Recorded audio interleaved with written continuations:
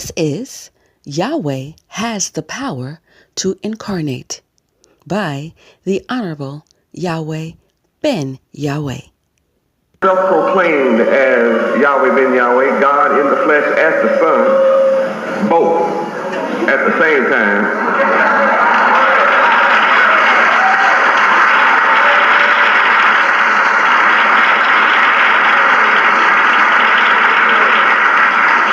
And within the last 2 nights, we've learned why I am self-announced, self-proclaimed, self-raised, self-taught, self-luminous.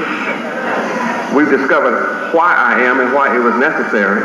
But that being what it is, we must look at the fact for those who are concerned about me being in the flesh. And what would happen if my flesh suddenly ceased to exist? I read where if you believe in this book, you're going to have to believe all of it. You have to believe all of it. And I read where in this book, the Creator himself, the father of Adam, that some people call God, whose name is Yahweh, used to come and walk in the garden in the cool of the evening. And he used to talk to Adam until Adam sinned and broke his law. He walked and he talked with Adam. He didn't want to get sunburned, so he came in the cool of the evening when the rays were kind of thick.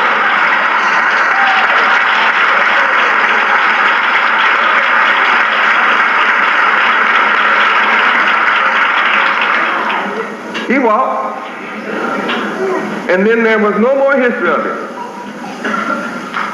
Maybe he gave up his body, but the earth continued.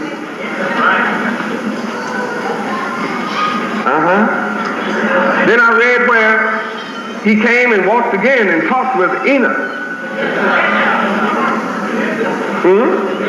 Yeah, he walked and talked with Enoch.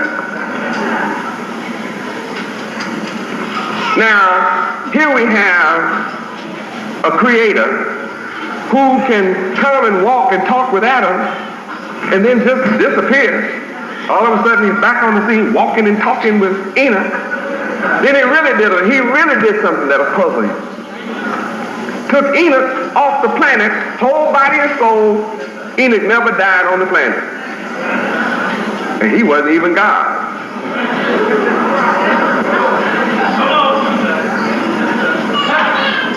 Then Yahweh disappeared from the scene again. Maybe he went off on another plane. Maybe he just whatever. Maybe he gave up the body again. But the next thing we know, he's talking to Noah.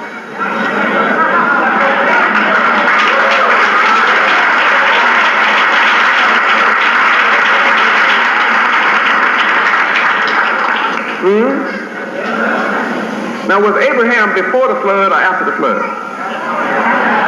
After the flood. Now, Noah was before the flood, during the flood, and after the flood. And Yahweh said he was angry with the wicked. So he drowned the whole planet. Yahweh killed everybody on the whole earth except how many people? 8 people. Noah had 3 sons.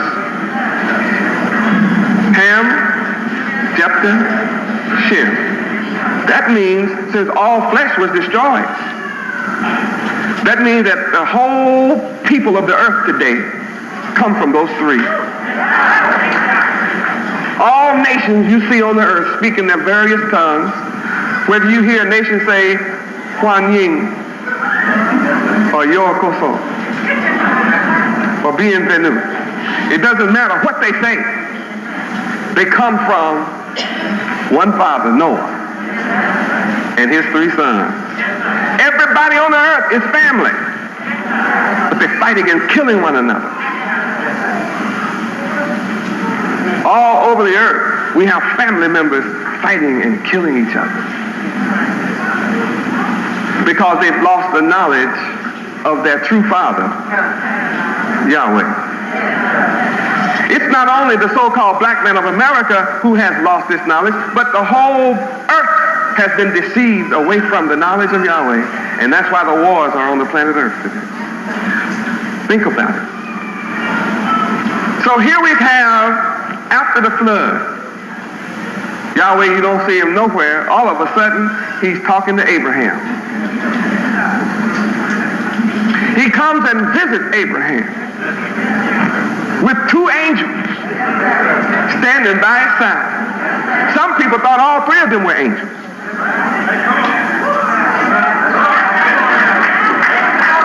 Of course, you know Lot was on the scene then too.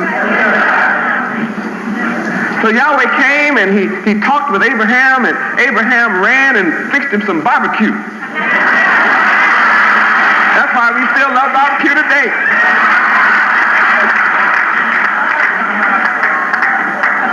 It's right in your book. Abraham fixed God, Yahweh, barbecue, young fat calf. While he was eating barbecue under a tree, the people saw him. Abraham's family saw him. And the book said Abraham was Yahweh's friend.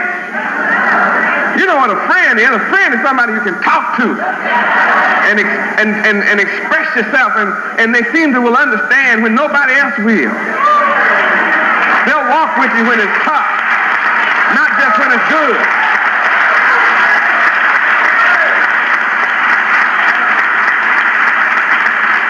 A friend will stick with you sometimes closer than a brother. He'll be with you when it's good and when it's bad, hard and when it's soft. And here Yahweh was talking to Abraham, his friend. They were friends. Can you imagine how wonderful it is to be a friend of God? Actually be able to sit down and eat with God, eat barbecue with God. You know why I'm talking about food. This is...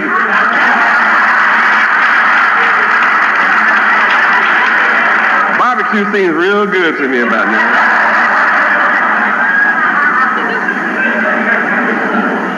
I have not eaten any food for 8 days. I went on a fast last Saturday, and I have not eaten for 8 days. I'm only taking fruit juice, and I'm going to stay on this until October 7th. At the end of October 7th, when I speak at Miami Arena, I don't think I'll be strong enough to eat barbecue, but I'm going to have some soup.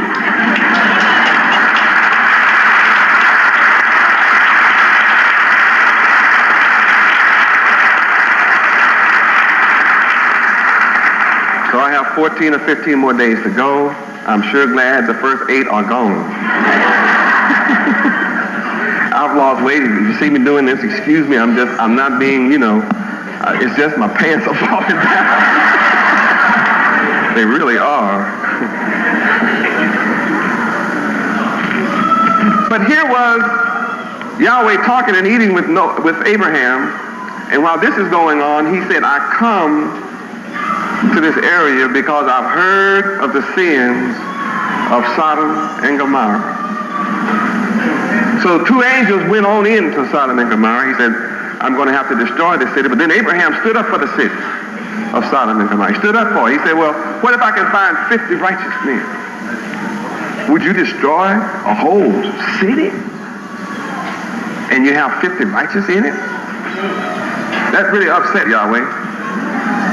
He got really upset with him, challenging him like that. He said, but if you find 50, I'll spare it. So he went out and looked. You know the story. He didn't find 50. So Abraham was determined. He was fighting for the people. He said, well, if I can find 40. He said, yeah, he couldn't find 40. He said, well, I'll find 30. He worked his way down to 10. Yahweh said, if you can find 10. I love the power of 10. If you can find 10, I'll save it.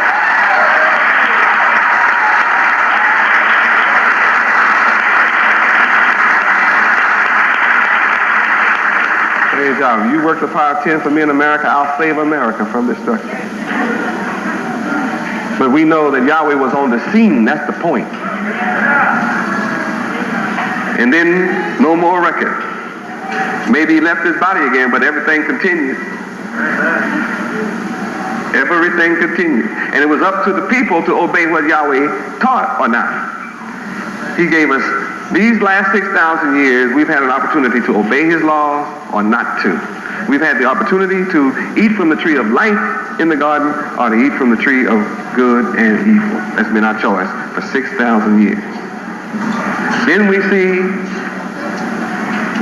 we were put in bondage in Egypt. And then Yahweh raised up Moses. And he didn't just leave Moses by himself. He came personally. Moses said, I'd like to see your face myself. And guess what? Yahweh came down to the top of the mountain, one of our beautiful mother plains, shook the mountain,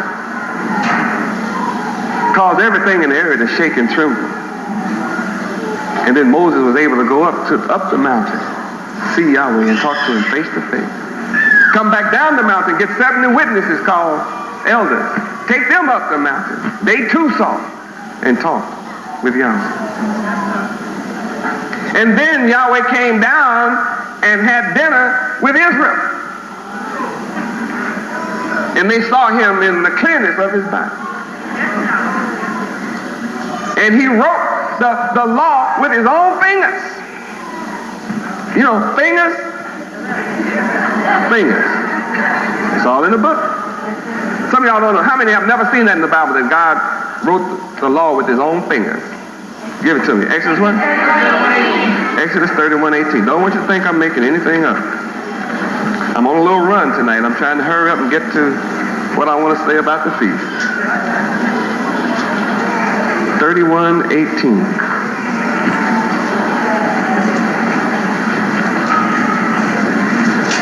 Exodus chapter 31, verse 18. Let us all read. And he gave unto Moses, when he had made an end of communing with him upon Mount Sinai, 2 tables of testimony, tables of stone, written with the finger of Yahweh. What you think? He didn't have hands? What does this prove? It proves that Yahweh is a true and living man. And as a true and living man comes and goes. What? Now, if he's coming and going in different bodies, that makes Yahweh have the power to incarnate. And I've already told you, I am incarnate. That's who I am. Oh, you'll see, I'm just universal, that's all. Everybody loves me. All